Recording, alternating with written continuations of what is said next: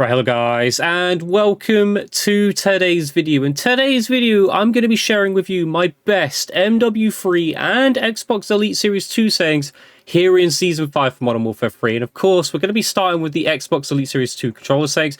However, if you have want to know about the Elite Series 2, don't need settings, or don't want to know anything about the Elite Series 2 controller, that's perfectly fine. Skip this segment. There will be a timestamp down below so you can go to those all-important MW3 Season 5 best settings that will be useful for PlayStation 5, Xbox, and just anybody using a controller, even on PC. If you use a controller on PC, these settings will help, even though these are settings that I am using with my Xbox Elite Series 2 for Season 5 of Modern Warfare 3. But if you want to see more about the Elite Series 2 and kind of my settings and kind of discuss the Elite Series 2 a bit more, stick around. I'm going to talk about that right now. And we're going to get into the first part, which is the mapping. As you can see, this is my Call of Duty setup as appropriately named in the top left.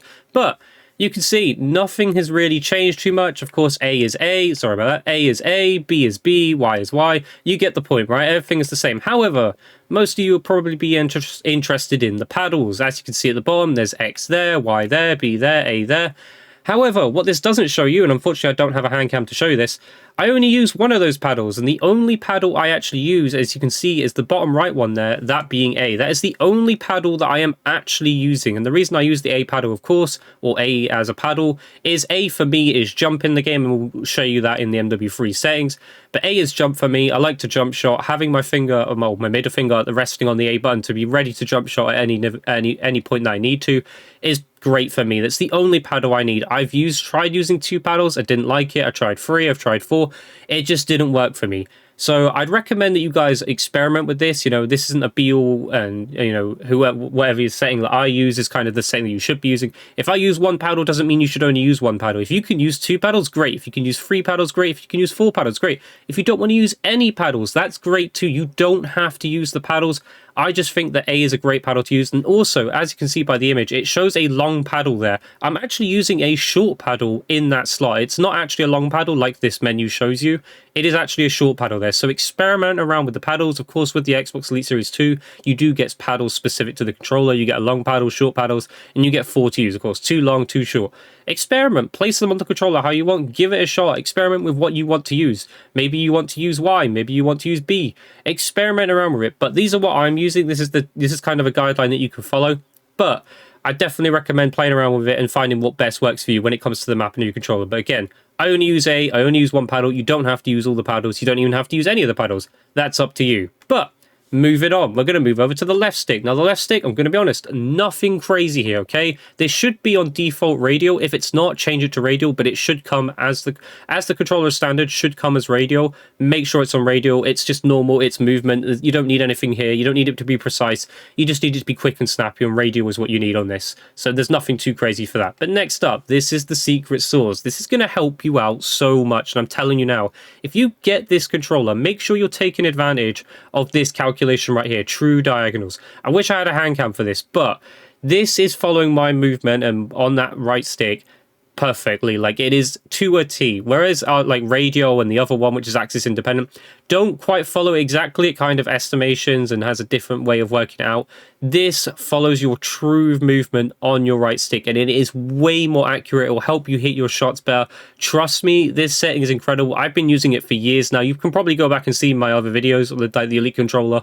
It's the same setting over and over again, and I can't stress this enough. This is one of the best things about the controller, and I do believe the PS5 Pro controller actually has this and can take advantage of it, so if it does have it, definitely use it. True diagonals is the best calculation out there. I'm hoping it becomes a standard in gaming for controllers, but right now it isn't. Most controllers are radial by default, even like standard Xbox controllers, etc. So take advantage. If you're getting the Elite Series 2 or have the Elite Series 2, use true diagonals and thank me later. This will improve your aim drastically if you aren't already using this. Next up, triggers. We're on 0 and 1. Simple as that. As soon as I press it, that is it. It is an instant press. And I'll talk about my trigger stops as well, because of course the Elite Series 2 has trigger stops. I don't have the trigger stops on my left trigger, but on the right trigger I do. So as soon as I hit the right trigger, I can't actually press it anymore anyway. But I've also got it set to 0 to 1, so at the moment I do press either one of them, it is an instant press. That is as simple as that. Also, actually, I'll talk about the left stick and right stick. One thing that's very, very important. If you guys didn't know, when you get the Elite Series 2 controller, or do have the Elite Series 2 controller, you can remove the thumbsticks and change the like stiffness of the stick. Now you get a special key with it, and all you have to do is turn that key in the stick, and it'll like basically it'll make it looser or make it tighter. And I believe it comes loose as default, so what you want to do is turn it so it goes the opposite direction and make it as stiff as possible, because that's what I do. On the right stick, I have the tension set to the maximum tension, okay, making that perfectly clear. I have it set to the maximum tension. The reason for that being, it makes it harder for me to go overcompensate, to be undercompensate. It makes it harder for me to get it wrong with the controller. Like my movement is precise with the right stick, like as precise as I want it to be, and having that bit of like friction or bit of like, how would I put it, weight against my thumb whilst I'm trying to push it helps me be more precise. It helps it be more stable instead of me shaking it about and, you know, having kind of window wiper aim. Left stick doesn't matter, just leave it on default. You do not need to do anything special. Again, it's just movement doesn't have to be crazy. You don't have to be precise with the movement stick whatsoever. Anyway, so that covers that bit. And triggers, like I said, trigger stop on the right is fully on. Left trigger is off. The left trigger stop is not on whatsoever. Next up, vibration. Now, I can't stress this enough. I'm going to turn it off in my MW3 settings anyway, but you guys should have this off. First of all, this will save you the lifespan of your controller. Of course, the controller comes with vibration rumbles in the controller. Turn these off. You don't need them. You don't need the controller shaking your hand. I know that people like being immersive with stuff, but if you want to hit your shots, you want to stay accurate and stay on target, make sure you turn this off. Having the controller shaking around in your hand is not going to help you aim correctly. It's not going to help you stay on target. Trust me, you want to turn vibration off. Most people do this anyway. If you're not already doing this, make sure you turn this off, have this off. And again, it'll save the lifespan of your controller. And then finally, like we always say, the color, okay? You got to put the correct color. It gives you more aim assist. It gives you that better, you know, bullet velocity or something. I don't know. But it doesn't really. But I go with orange. It looks pretty. It looks nice. But you can change it if you want to. That's kind of everything for the Elite controller. If you guys are looking at getting the Elite controller or currently do have one, I can't stress more enough as kind of a mini review. Make sure to get a warranty, okay? I'm going to stress this now when it comes to the Elite Series 2 controller. It's a fantastic controller. It will do everything for you. It will help you aim. It will help you become a better player. However, it does have the tendency to break quite easily, and the warranty that you get as default lasts 1 year. However, I would recommend getting an extended warranty because typically it does break after that warranty. It will last probably a year, 2 years, maybe even 3 years. But once it breaks, you're in a lot of trouble. You're going to have to go out there and buy a new one of these. And these things aren't cheap, okay? They do cost a bit of money. So make sure you're going out there and getting a warranty with your Elite Series 2 controllers if you are planning on getting one. And if not, and you already have it, try and get some sort of cover for it because you're going to need it in the future. But that is all for the Elite Series 2 controller. I'm going to make a cut now because we're going to cut to those all-important MW3 settings for everyone, okay? Not just the Elite Series 2 controller users who want to use it. MW3 settings will be for everyone. PlayStation, Xbox, you name it. So we're going to cut to that now and show you all those all-important MW3 settings here in Season 5. Right, and welcome back to those of you coming off of the MW3 Xbox Elite Series 2 settings, and also a hello to those of you who may have skipped for those all-important MW3 Season 5 settings.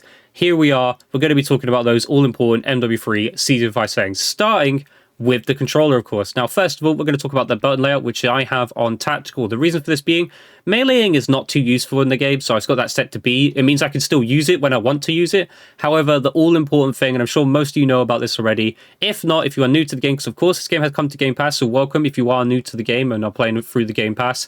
But right stick, have it on slide to dive, okay? You want that simply because it's easier to slide cancel with, and also keeping your thumb on the right stick while slide cancelling is going to help you aim in those moments. Instead of taking your thumb off to slide cancel using B, you're going to have your thumb constantly on the thumbstick and be able to aim whilst you're sliding at people. That's a big, big thing. You definitely should be taking advantage of this. Make sure you are using tactical if you aren't already using tactical.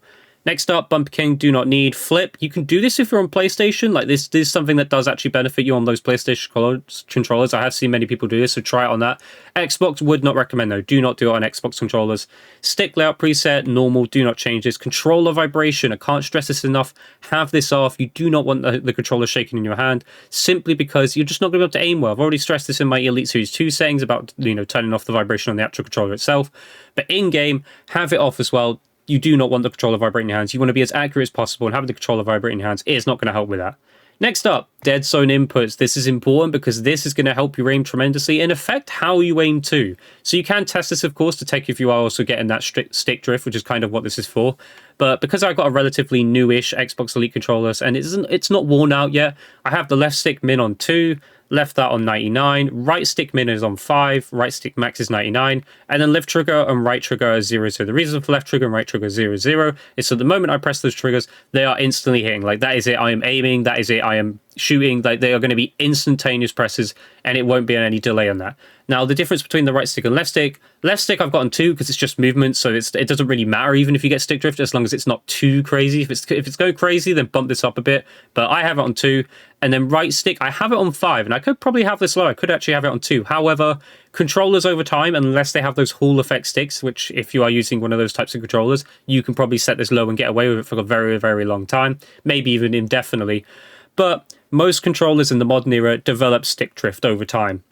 And if you're developing stick drift at, say, like 2 or 3, you're going to have to change it every so often. The problem with that is it's going to affect how you aim, and you're going to have to relearn how to aim every time you have to change this because you are developing more and more stick drift, which controllers do over time, of course, through just general usage. So I have it on 5 just so that I'm used to it, that I've got the perfect aim, and that I am used to what the feeling of a like 0.5 aim stick drift is, well, right stick min is. So I have it on 5. That's what I'd recommend for that.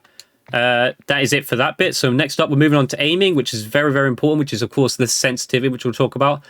Recommendation here, okay? Because I know this isn't a one-size-fits-all. This is kind of what I'm using. I'm sure some of you want to use what I'm using, but I'm going to say this now. Everyone plays different. Some people play fast, some people play slow, some people aim differently. It's all different, right? People have different hand sizes, you name it. There's different factors that affect how you aim. So I'd recommend anywhere between a 4 and an 8 in this game if you want to have good aim. Now, I know there's some of you crazy people out there who play on 2020.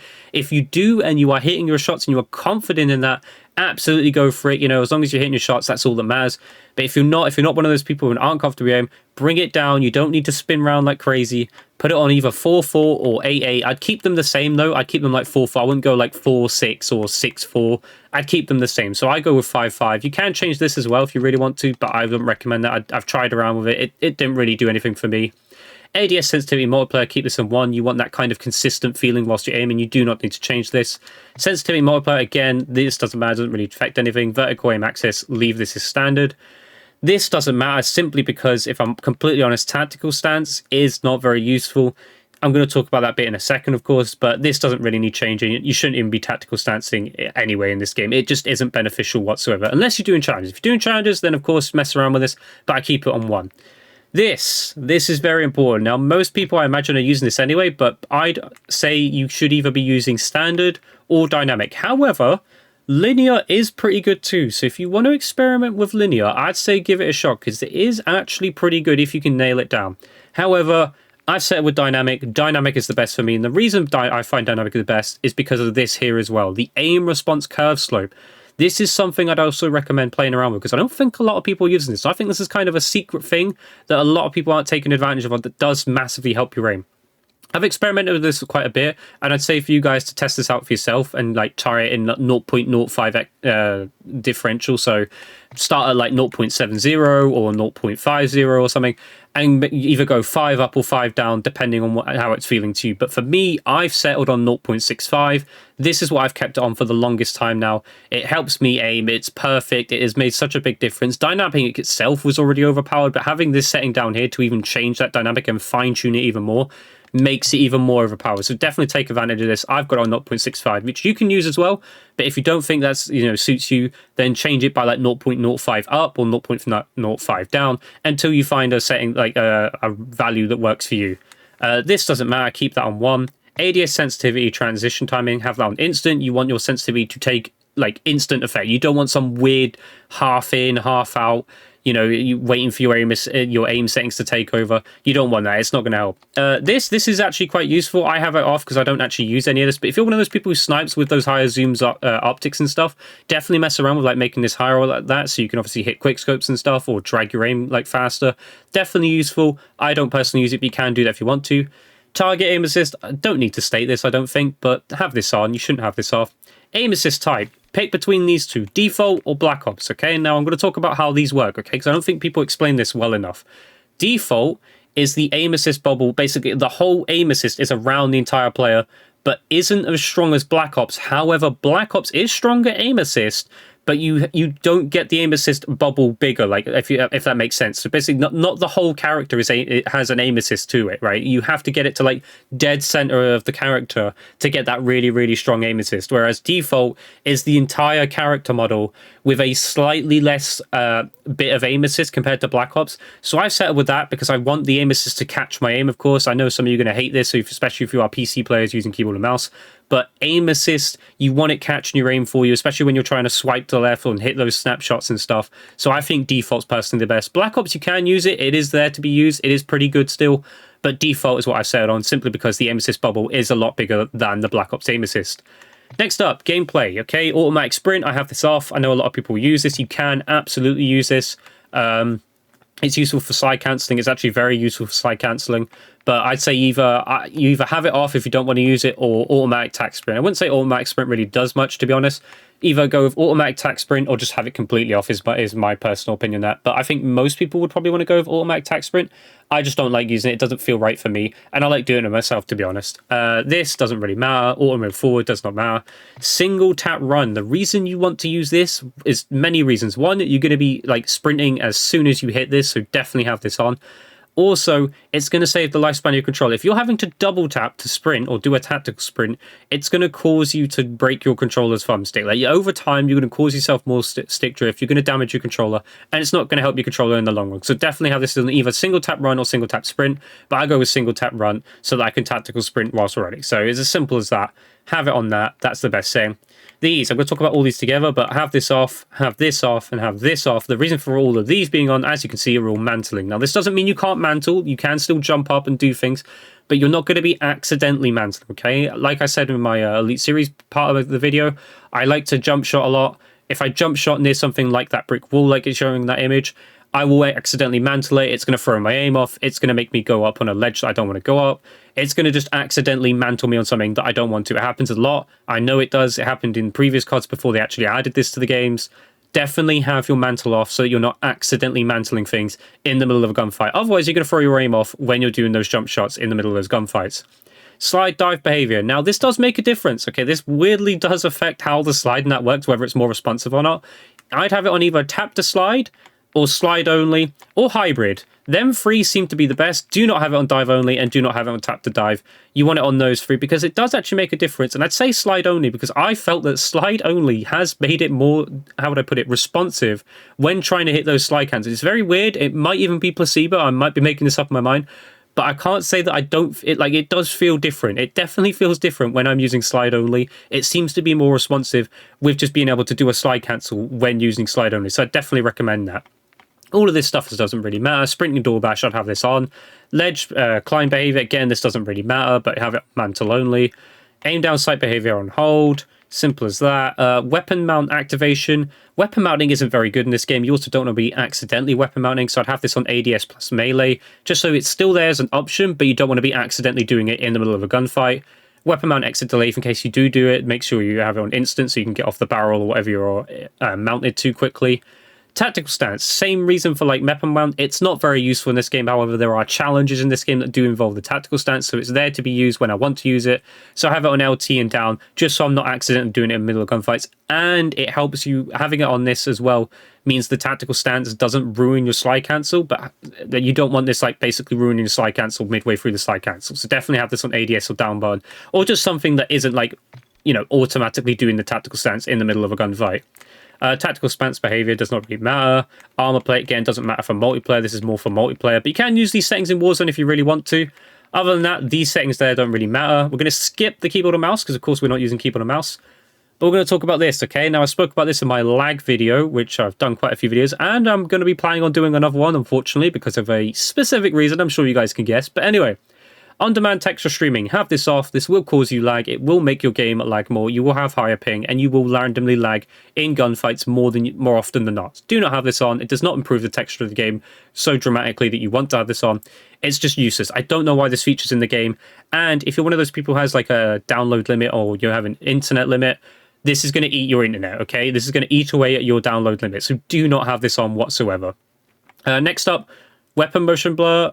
world motion blur, weapon motion blur, film grain, depth of field, all have off or set to 0, because as you can see by all of these images for these, by having them on, it makes it more grainy, it makes it more blurry, it makes the image worse. I don't know why these settings are here. They should just be off by automatically, but have these off if you don't have already. It will make your game a lot more clearer and a lot more sharper for you to see things and be able to obviously snap onto people.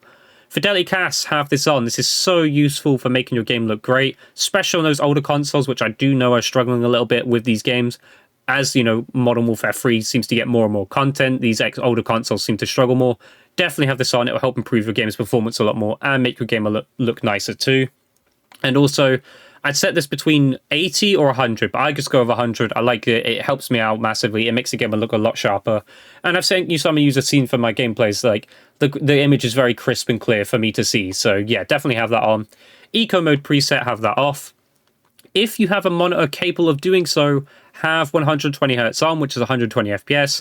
I'd even recommend to you guys who don't have 120 FPS monitors to try and get one, and obviously a console that actually supports playing at 120 FPS as well. The night and day difference between playing at 60 FPS and 120 FPS is huge. Like, it is massively different. Like, you will be more responsive, be able to aim better, it'll be smoother. It's a lot better. Definitely, if you can, be able to find a way to play at 120 FPS here in Modern Warfare 3 in Season 5, because it is absolutely a game changer. Definitely want to be using this. Field of view. This is important, and I will stress this because this does affect how your aim works in the game. So I have it set to 102. I'd recommend anywhere between 95 and 105 is where you should go. Anything else, first of all, anything above 105, you do actually lose aim assist in the middle of a gunfight, so I would not recommend actually having it above 105. But I have it on 102, and it's a very odd number, but that's what works for me and my sensitivity. This affects how your sensitivity feels and how you feel when you're running, how fast the gameplay feels. You definitely want to be making sure you get this correct, but anywhere between 95 and 105 is what I'd say is what you should be using. Also, keep your ADS field of view unaffected. And then finally, this helps reduce like the appearance of recoil. It doesn't reduce recoil. Okay, I'm going to stress that now. It doesn't make your gun shoot less. Like, it does not massively reduce recoil like a muzzle does. But it does make the appearance of recoil more minimum, and like your weapon just feels a lot better to shoot. It feels the aim assist feels better in this as well. Have your weapon field of view set to wide. You can have it on narrow if you really want to, or default, but wide is definitely the best. It definitely makes the gun look smaller, and it definitely like helps out with, you know, feeling the strength of aim assist more, and also having that visual recoil being as minimum as possible. Next up, most of these don't matter, except for, of course, your first person camera movement. This is your camera shaking. You do not want your camera shaking in your gunfight, of course. We said this about vibration and controller. Same thing applies with visual. You don't want this like shaking around whilst you're aiming. So have this on least, have it on 50%. You do not want the camera shaking whilst you're aiming. Inverted flashbang, this is all preference. You can have it as a white flashbang like normal, or if you have this on, it would make your screen go black instead. So I have this on. None of this really matters. Brightness, this all depends on your monitor, but just make sure you can see, or TV, however you got it set up. So I can't really specify what to set this for yourselves, but just make sure that you follow this guide here. Number 1 is not visible, number 2 is barely visible, and then number 3 is easily visible. So for me, that's 47 for me. And then finally, safe area. This is important, and the reason I'll stress this, making this minimum, because I'm sure some of you do this where you set it all out to the max and think that's the best thing to do so you can see everything. No, set this to minimum. The reason you want this is because this brings your minimap closer to the center of the screen. Having your minimap closer to the center of the screen means you're not spending as much time looking away from the center of the screen when you want to be aiming at people, looking for people going across the screen. Because of course, we look at the minimap, we look for red dots and stuff. Having the minimap closer to your center of your screen allows you to see that bit of information, see who's on the UAV, see who's near you, see where your team's spawning, without having to look away from your next gunfight that you're about to be in. So definitely have this on a minimum value. Have this set to as minimum as possible. Next up, audio. Gonna be honest, it doesn't really matter too much in this game. Audio is not a big thing. On PC, you can do a little bit different things with this, and kind of really abuse audio. So if you really want to take advantage of the audio that I'm using, that's perfectly fine. But I use headphone bass boost, and then this is my settings here if you want to copy them. I don't really sound whore people too much. Most people are using dead silence anyway, or some sort of dead silence perk, or armor or whatever. It doesn't really matter too much. None of this really matters either. Obviously, this is all microphones and stuff. It really does not help at all. Next up, though, this is the last part we're going to get to, the interface. This is quite helpful because we're going to go to, of course, the minimap and stuff. So actually, we'll start with color customization. So you got this where you can change the things on the map. So pink for flags, or whether it's neutral, enemies in red, etc. Change this. I'd give it, give it a whirl and stuff. You can even change it to like deuteranopia, tritanopia, and that if you experience, your color blindness and stuff. But I have it set like that. And then finally, this helps make the game look visually better. Definitely take advantage of this. I use color filter 2, have it set to both 100, 100. You will see from my gameplays, like I've said before, the game looks more colorful, it looks more bright, and it looks better for seeing people. So definitely have it on filter 2, both 100, 100, and you will see the night and day difference between like the color of your game and just the visual quality of your game. Next up, minimap shape. Keep this on square. Do not change the circle. As you can see, square is a bigger minimap than circle. So square is going to give you more information than circle. So definitely do not change that. Minimap rotation I have on. Horizontal compass off. Crosshairs I have on. And I also have the center dot on, because this is actually very good for centering. If you don't know what centering is or what the term means by centering, centering is being able to get your aim onto people and like kind of keeping your crosshairs in a place where someone is expected to be. So if you're going up some stairs, you want to have your crosshairs looking up. Having that center dot there will help you with this, because you'll know exactly where you're looking and where your kind of gun's going to be or where you're aiming when you go into a gunfight. So definitely have your center dot on. You can change the size of it as well, but I just have it on default. None of this really matters either. And then, of course, if you want to check your server latency and packet loss during games, because we do get games where we lag, especially right now in Hidden Season 5, but that's for a video for another day. But server latency on, packet loss on, so you know whether you're lagging and whether you need to leave the lobby. But that is it. That is everything for MW3 here in Season 5. I've played quite a bit of the Season 5 already. As you can see, we're on 32% of the pass already. This is all played as well. This is not bought for tokens, and I haven't even bought Black Cell, as you can see. I've been grinding this game out, but those are my settings for MW3 in Season 5. Any questions about either those MW3 settings for yourself or those Elite Series 2 controller settings that I am using here in MW3 in Season 5, leave a comment in the comment section down below. I'll try and answer everything as best as possibly can. But I hope you guys enjoyed today's video. If you did, leave a comment, leave a like, subscribe notifications on. I'll catch you guys in the next video. Goodbye.